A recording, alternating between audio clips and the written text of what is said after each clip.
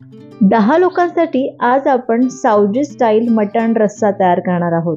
तुमच्याकडे पाहुणे येणार असेल किंवा पार्टी असेल तर छोट्याशा पार्टीसाठी किंवा 10-12 लोकांसाठी कितपत आपल्याला मटण लागणार आहे, ते शिजवायचं कसं किंवा त्याचं वाटण कसं करायचं किंवा ते सगळं मोजायचं कसं, हे सगळं मी या व्हिडिओमध्ये सांगणार आहे. किंवा जर तुम्ही फूड बिझनेस करत असाल, तुम्हाला ऑर्डर असेल 10-12 लोकांची, तर यासाठी पण मी इथे बऱ्याच टिप्स सांगितलेल्या आहे. या सगळ्या टिप्स जर जाणून घ्यायच्या असेल तर व्हिडिओ तुम्हाला पूर्ण बघावा लागेल. तर चला, आजचा आपला हा चमचमीत असा मटण रस्सा करायला सुरुवात करूया आणि खूप इन्फॉर्मेटिव्ह व्हिडिओ राहणार आहे, तर व्हिडिओ शेवटपर्यंत नक्की बघा. हॅलो, नमस्कार. मी सोनल, मेजवानी बाय सोनलमध्ये तुमचं खूप खूप मनापासून स्वागत करते आणि आजची रेसिपी सुरू करूया. जेव्हा आपण जास्त लोकांसाठी स्वयंपाक करतो किंवा एखादा नॉनव्हेजचा पदार्थ करतो तर तो नेहमी चमचमीत आणि छान मसालेदार, तर्रीदार असायला पाहिजे. जर तो मिळमिळत असेल किंवा त्याची चव नसेल किंवा चवीला ती चांगली झाली नसेल तर सगळ्यात पहिलं इम्प्रेशन तर हेच असतं आणि तिथेच आपलं इम्प्रेशन डाऊन होतं. तर ही पहिली महत्त्वाची टिप नक्की लक्षात ठेवा. म्हणजेच जेव्हा आपल्याकडे 4-4 लोक जेवायला येणार असेल ना, तर तेव्हा ती भाजी चमचमीतच असावी आणि छान मसालेदार असावी. तर आज मला आता हे 2 किलो मटण तयार करायचं आहे. माझ्याकडे 10 ते 12 लोकांचा आज स्वयंपाक होणार आहे. त्यासाठी मी इथे हे मसाले काढून घेतलेले आहेत. तर इथे 2 ते 3 इंच दालचिनी घेतली, 15-20 मिरे आहे, 1 टेबलस्पून जिरे, 1 टेबलस्पून तीळ, 3 टेबलस्पून मी इथे धणे घेतलेले आहे. त्यानंतर जे दगडफूल असतं ना, ते 2 टेबलस्पून घेतलं. 3 मी इथे मोठी वेलची घेतलेली आहे आणि आत्ता माझ्याकडे इथे छोटी वेलची नाही आहे, पण माझ्याकडे वेलचीची पूड होती तर मी ती घातली. तर आपल्याला इथे छोट्या वेलच्या पण 3 ते 4 घ्यायच्या आहे आणि 3 ते 4 तमालपत्र. त्यानंतर असा जो आपला अर्धी वाटी असते ना खोबरं, तर ते खोबरं अर्धी वाटी या पद्धतीने किसून घ्यायचं म्हणा किंवा मग असे चकत्या करून घ्यायच्या आहे. तर हे बघा, असं अर्धी वाटी खोबरं जे होतं त्याच्या असं मी चकत्या करून घेतल्या. त्यानंतर इथे मी 4 मोठा कांदा असा मोठा मोठा चिरून घेतला.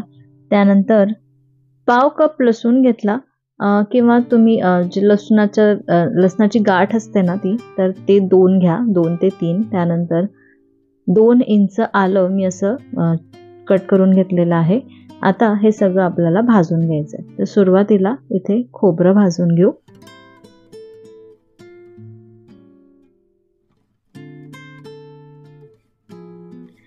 हे बघा, 3-4 मिनटं मी कमी गॅसवर हा खोबरं भाजून घेतलं. असा रंग येतपर्यंत, असा रंग बदलतपर्यंत भाजून घ्यायचं. आता आपण हे काढून घेऊ आणि जे खडे मसाले आपण काढून ठेवलेले आहेत ते भाजून घेऊ. आता हे मसाले पण मी 3-4 मिनटं अगदी कमी गॅसवर भाजून घेतले आणि इथे मी तीळ वापरलेली आहे. तर तुम्ही तिळाच्या ऐवजी इथे 2-3 काजू पण वापरू शकता किंवा मगजबी वगैरे असते ना, तर ती पण 1 टेबलस्पून वापरू शकता. त्याने आपल्या या करीला किंवा रस्स्याला थोडीशी थिकनेस येते.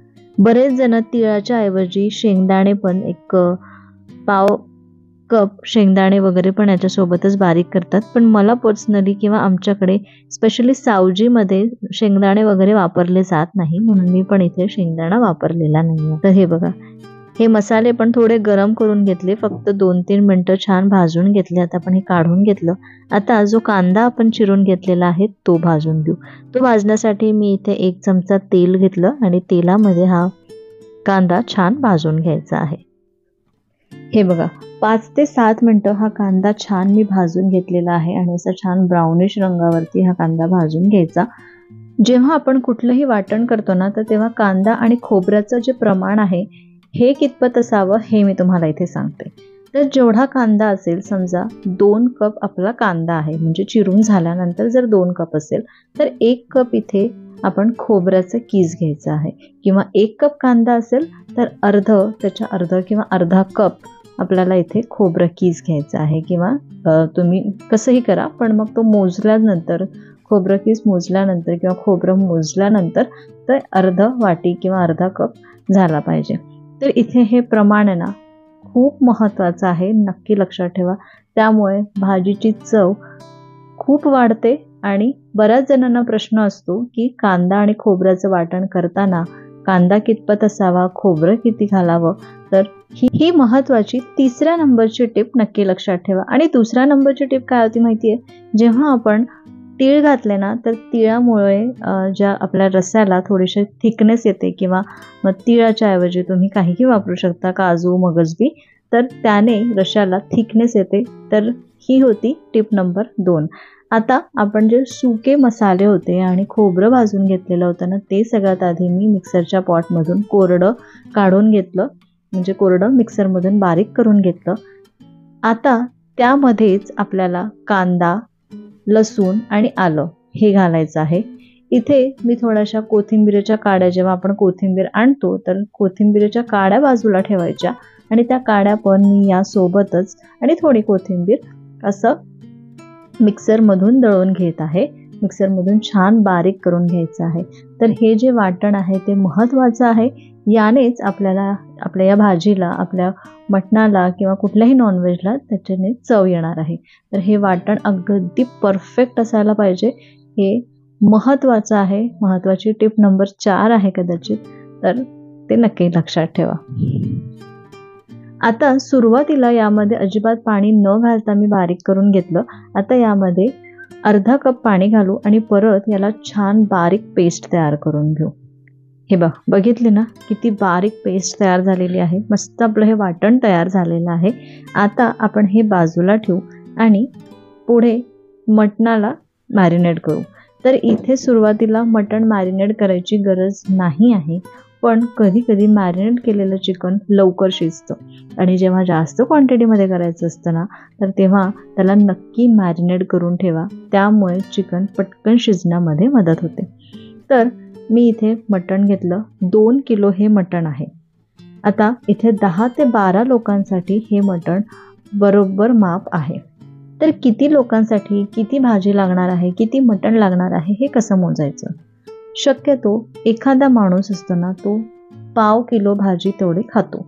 तर याच प्रमाणामध्ये आपलं इथे मोजून घ्यायचं आहे.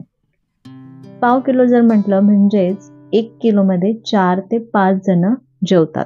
तर 5 जणांच्या प्रमाणे किंवा 5 जण जर जेवत असेल 1 किलोमध्ये, तर 2 किलोमध्ये 10 जण. तर असं हे मोजून घ्यायचं. हे सगळ्यात महत्त्वाचं आहे. आपल्याला कधी कधी कळत नाही, किंवा कधी ज्या नवशिक्या असतात त्यांच्याकडे जर भरपूर पाहुणे येणार असेल आणि मग नॉनव्हेज करायचं असेल तर कळत नाही की किती करायचं. म्हणजे माझं जेव्हा लग्न झालं होतं ना, तेव्हा पण मला असं कन्फ्युजनच राहायचं. तर मी प्रत्येक वेळेस मम्मीला विचारायची, आईला विचारायची की आता एवढ्या जणांना किती नॉनव्हेज लागणार आहे, चिकन असो किंवा मटण असो. तर मग तिने मला हे परफेक्ट मेजरमेंट सांगितलं आहे की 1 किलोमध्ये 4 ते 5 जण लोक जेवू शकतात. तर त्याच्यानुसार जेवढे लोक असेल तेवढं ते आणायचं.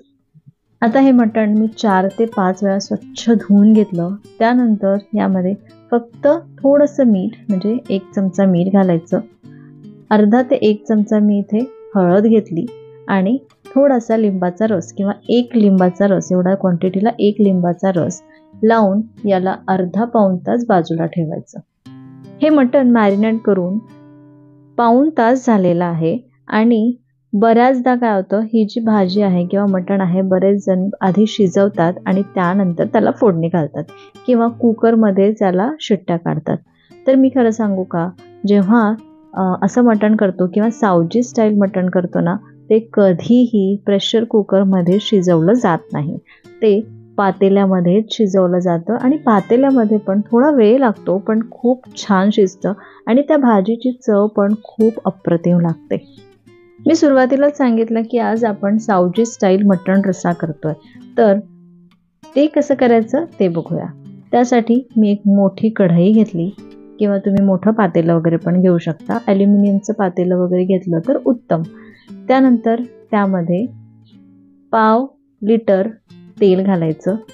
तेल छान गरम झालेलं आहे. आता यामध्ये जे आपण वाटण तयार करून घेतलं होतं ते घालू. हे वाटण आपल्याला कमी गॅसवर 5 ते 6 मिनिटं किंवा तेल सुटतपर्यंत शिजवून घ्यायचं आहे. तुमचं पातेलं किंवा कढई जर जाडबुडाची नाही राहिली तर खाली हे मसाला हा मसाला जो आहे तो चिटकतो, तर याची काळजी घ्यायची. गॅस कमी ठेवायचा आणि मध्ये 2-3 मिनिटांनी किंवा 1-1 मिनिटांनी याला हलवत राहायचं आणि मसाल्याला मस्त तेल सुटतपर्यंत परतवून घ्यायचं. तर हे बघा, या मसाल्याला किती छान तेल सुटलेलं आहे. आता यामध्ये सगळे सुके मसाले घालू. त्यामध्ये मी 1 चमचा हळद घालते. हळद आपण मॅरिनेशनसाठी पण वापरलेली आहे, तर त्याप्रमाणेच घालायचं आहे. त्यानंतर मी इथे अर्धा कप तिखट घालत आहे. तर जसं मी सुरुवातीला सांगितलं की ही भाजी चमचमीत असते आणि जेव्हा 4-4 किंवा जास्त लोकांसाठी आपण असा बेत करतो तर ती थोडीशी चमचमीतच असावी लागते. त्यासाठी म्हणूनच इथे मी अर्धा कप तिखट, लाल तिखट घेतलेलं आहे. हे दोन्ही पण आहे, रंग पण याच्यानेच येणार आणि तिखटही आहे. तर तिखटाचं प्रमाण तुम्ही तुमच्या आवडीप्रमाणे कमी जास्त करू शकता. जर तुम्ही जास्त तिखट खात असाल तर तुम्ही थोडं जास्त घातलं तरी चालेल. कमी खात असाल ना तर मग पाव कप वगैरे तिखट घाला, म्हणजे अगदी परफेक्ट होणार. आता हे सगळं मिक्स करू. मीठ पण मी इथे घातलेलं आहे आणि याला छान तेल सुटतपर्यंत परतवून घेऊ. तेल सुटताना किंवा हे जे मसाले आहे ना ते थोडेसे जळू नये म्हणून मी थोडं पाणी यामध्ये घातलेलं आहे, पाव कप आणि पाव कप पाणीमध्ये आता हे मसाले छान परतवून घ्यायचे आहे. 2 ते 3 मिनिटं याला परतवून घेतल्यानंतर हे बघा किती छान तेल सुटलेलं आहे. आता यामध्ये आपण जे मॅरिनेट केलेलं मटण आहे ते घालू. आता याला छान मिक्स करू आणि यावर झाकण ठेवून 10 ते 12 मिनिटं शिजवून घेऊ. इथे याचं पाणी सुटतं किंवा मी हे मसाल्यांमध्ये अगदी थोडंसं म्हणजे पाव कप पाणी घालते आणि हे छान मिक्स करू. यावर झाकण ठेवू आणि 10-12 मिनिटं शिजवून घेऊ. 10 ते 12 मिनिटं झालेली आहे आणि मध्ये मी 2-3दा याला मिक्स करून घेतलेलं आहे. तुम्ही बघू शकता याला पाणी सुटलेलं आहे. आपण यामध्ये अजिबात पाणी घातलेलं नाहीये. जेवढं मी फक्त सुरुवातीला अर्धा कप किंवा पाव कप इतकं पाणी घातलं होतं ना तेवढंच, आणि याला लो टू मीडियम गॅसवर मस्त याला शिजवून घेतलेलं आहे. तुम्ही बघू शकता याला छान पाणी पण सुटलेलं आहे. आता यावरती आपण परत झाकण ठेवू आणि परत 10 ते 12 मिनिटं शिजवून घेऊ. मध्ये मध्ये याला हलवत राहायचं आणि जर तुम्हाला वाटत असेल की मसाला खाली लागतोय किंवा भाजी खाली लागते तर थोडं थोडं पाणी ॲड करायचं आणि याला छान शिजवून घ्यायचं. खूप एकदाच सगळं पाणी याच्यामध्ये घालायचं नाही. हे बघा परत 10 मिनिटं मी याला शिजवून घेतलं आणि तुम्ही बघू शकता बाजूनी मस्त असं तेल सुटलेलं आहे, छान तर्री याला आलेली आहे. आणि यामध्ये आपण अजूनही पाणी घातलेलं नाहीये. फक्त मी थोडं थोडं पाणी म्हणजे अर्धा कप पाणी यामध्ये ॲड करत होते कारण खाली लागू नये म्हणून, आणि याच्यामध्येच ही भाजी पण शिजलेली आहे. परत याला 10 ते 15 मिनिटं मी शिजवून घेतलं आणि सुरुवातीपासून आत्तापर्यंत 30 ते 35 मिनिटं झालेली आहे. आणि आता आपण ही भाजी शिजली की नाही ते चेक करूया. जर मटण कवळं असेल तर ते लवकर शिजतं आणि कधी कधी शिजायला वेळही लागू शकतो. तर हे बघा मी यामधला एक पीस घेतला, मोठातला पीस घ्यायचा, मोठा जो पीस असेल तो घ्यायचा आणि एकदा चेक करून घ्यायचं. तर हे बघा मी यावरती पाणी घालून चेक करून घेत आहे की हे शिजलं की नाही. तर हे शिजलेलं आहे. अजून थोडी कसर बाकी आहे म्हणून मी अजून 5 ते 10 मिनिटं याला शिजवून घेणार आहे. पण आता शिजवण्यासाठी यामध्ये आपण पाणी घालून घेऊ, म्हणजे पाणी घालून याला परत एक 10 ते 15 मिनिटं शिजवून घेणार आहोत, म्हणजे एकदम छान एकदम व्यवस्थित हे मटण शिजलं जातं. आता यामध्ये थंड पाणी न घालता यामध्ये आपल्याला गरम पाणी घालायचं आहे. तर मी इथे थोडंसं पाणी छान गरम करून घेतलं आणि कितपत आपल्याला रस्सा लागणार आहे तिथपर्यंत आपल्याला यामध्ये पाणी घालायचं. आता याचं जे झाकण आहे ते असं खोलगट आहे, पण जर आपल्याकडे झाकणी असेल आणि आपण नेहमीच्या भाज्या वगैरे करण्यासाठी किंवा जर पातेल्यामध्ये वगैरे करायचं असेल तर त्यावरती झाकणी झाकतो. तर त्या झाकणीवरती पाणी ठेवून ठेवून ते पाणी गरम असेल ना तर ते पाणी गरम होतं तर ते पाणी त्यामध्ये घालायचं. आता तुम्ही बघितलं याचं झाकण असं आहे, तर मी यावरती असं पाणी ठेवलेलं नाही, पण मी आता इथे गरम पाणी थोडं थोडं करून ॲड करणार आहे. तर सुरुवातीपासून आत्तापर्यंत आपण अजिबात पाण्याचा वापर केला नाही. फक्त 1 कप पाणीमध्ये मी थोडं थोडं पाणी घालत गेली, म्हणजे सगळे मसाले जळू नये म्हणून किंवा खाली करपू नये म्हणून. आता यामध्ये कितपत आपल्याला रस्सा लागणार आहे तेवढं पाणी घालायचं आणि परत एक 10-15 मिनटं मी शिजवून घेतल्यानंतर हे बघा, भाजीला पण किती छान तर्री आलेली आहे आणि भाजी पण खूप छान, म्हणजे हे मटण पण खूप छान आणि मस्त सॉफ्ट असं शिजलेलं आहे. आता यामध्ये 1 टेबलस्पून गरम मसाला घालू. इथे सावजी मसाला मी घालत आहे आणि या मसाल्याची रेसिपी मी ऑलरेडी शेअर केलेली आहे. पण आत्ता तर पावसाचे दिवस आहे. आत्ता हा मसाला तुम्ही जरी करू शकत नसाल तरी याची रेसिपी बघून ठेवा आणि जेव्हा तुम्ही मसाला करता, म्हणजे ऑक्टोबरमध्ये किंवा ऊन पडेल तेव्हा किंवा मग उन्हाळ्यामध्ये किंवा वर्षभराचा जर मसाला करून ठेवत असाल तर ही रेसिपी नक्की फॉलो करा.